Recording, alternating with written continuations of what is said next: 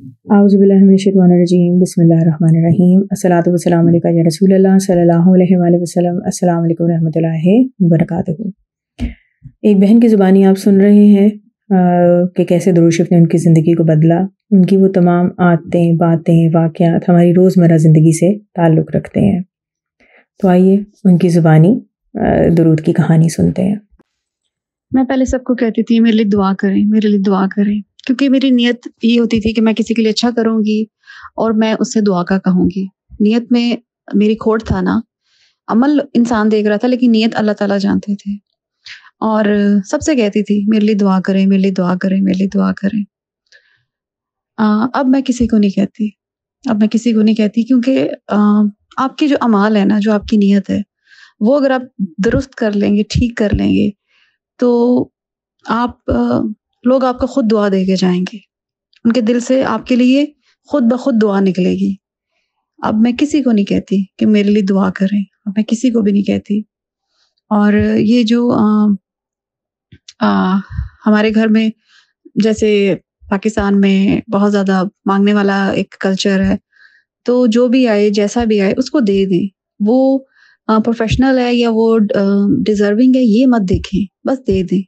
جو آپ کے گھر میں آیا ہے اس کو خالی ہاتھ مت لوٹائیں۔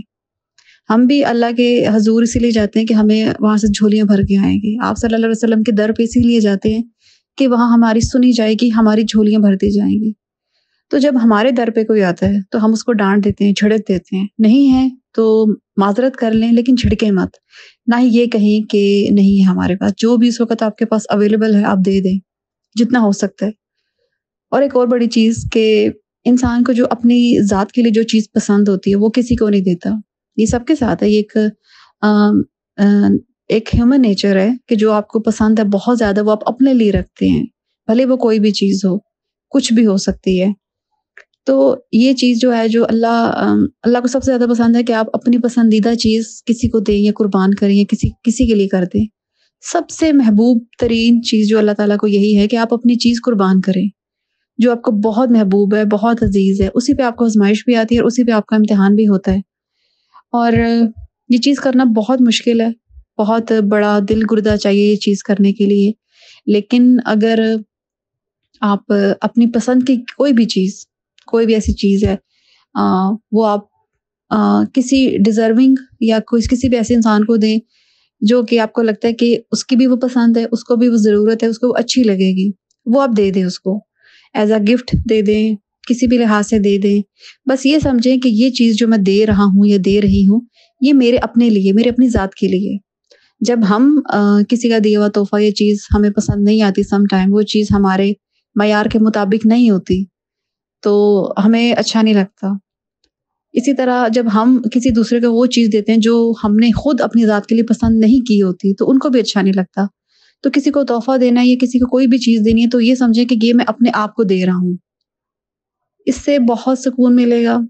اور آپ یقین کریں، میں نے جب یہ عمل کرنا شروع کیا، بالکل سیم ٹو سیم ایگزیکٹ ویسی ہی چیزیں میرے پاس کہاں سے آ جاتی ہیں، میرے سامنے ایسے آ جاتی ہیں، اور میں ہاتھ بڑھا کے صرف لینا مجھے ہوتا ہے۔ اب وہ میری مرضی ہے کہ میں لوں یا نہ لوں، لیکن اللہ، اس سے یہ ظاہر ہوتا ہے کہ اللہ نے آپ کی اس چیز کو قبول کر لی ہے۔ اور تحفہ بھی ایسا دینا چاہیے جو آپ اپنی ذات کے لیے پسند کریں۔ کبھی بھی کسی کو نیچ نہ سمجھے، کبھی بھی کسی کو گرا ہوا نہ سمجھیں۔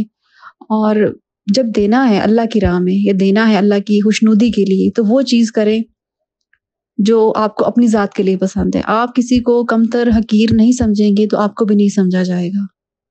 دعا ہے کہ اللہ تعالیٰ ہم سب کو درود شریف پڑھنے کی اور اپنی زندگی میں موجود تمام نعمتوں کا شکر ادا کرنے کی توفیق عطا کریں۔ اللہ تعالیٰ ہم سب کو دنیا اور آخرت دونوں جہاں میں حضور پاک کی محبت، قرب اور دیدار ہر لمحے اور ہر پل میں عطا کریں۔ آمین ثم آمین۔ الصلاۃ والسلام علیکہ یا رسول اللہ صلی اللہ علیہ وآلہ وسلم۔ السلام علیکم ورحمۃ اللہ وبرکاتہ۔